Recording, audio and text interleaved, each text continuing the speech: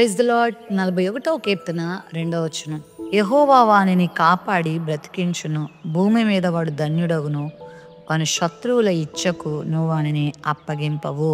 బీదలను కటాక్షించేవాడు ధన్యుడు, ఆపత్కాలమున యెహోవా వానిని తప్పించును అని ఈ 41వ కీర్తన ప్రారంభించి, అలాంటి వానిని దేవుడు ఏ విధంగా నిలబెడతాడు, దేవుడు ఏ విధంగా కాపాడతాడు, రక్షిస్తాడు అనేటువంటి విషయాల్ని ఇక్కడ తెలియచేస్తూ ఉన్నాడు. దేవుని బిడ్డలంగా మనము దేవుని మనస్సు కలిగిన వారమై ఆయన వలె మనము అందరినీ ప్రేమిస్తూ, గౌరవిస్తూ, అందరి విషయంలో బాధ్యత కలిగి, ఆపదలు ఉన్నవారిని, ఇరుకులో ఇబ్బందులు ఉన్నవారిని పరామర్శిస్తూ, నీతిని జరిగిస్తూ, పరిశుద్ధతను జరిగించే వారంగా మనం ఉన్నప్పుడు ప్రభు ఇస్తున్న వాగ్దానం ఏంటంటే, ఆపత్కాలం ముందు ఆయన మనల్ని కాపాడతాడు, ఆపత్కాలం ముందు ఆయన మనల్ని విడిపిస్తాడు, మనల్ని ఆయన ధన్యులుగా చేస్తాడు.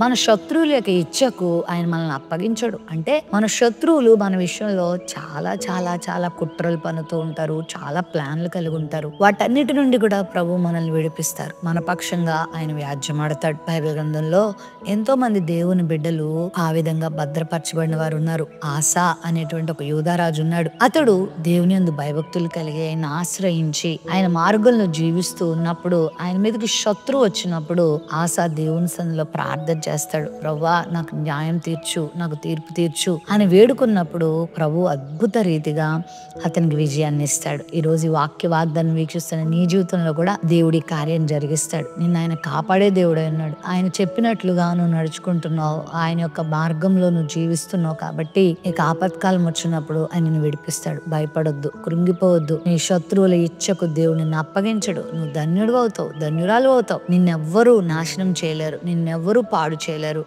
నీవు ఆయన హస్తములో ఉన్నావు, నువ్వు ఆయన కనుదృష్టిలో ఉన్నావు. ఆయన నీకు గొప్ప సహాయాన్ని అందిస్తారు. ప్రేమ నమ్మకం కలిగిన మా తండ్రి, ఆపత్కాలంలో సహాయపడతానని వాగ్దానం చేసిన దేవా, నీ బిడ్డలకు నీ సహాయమును అందించి అద్భుతము జరిగించమని యేసు నామములో అడుగుచున్నాం తండ్రి. ఆమెన్.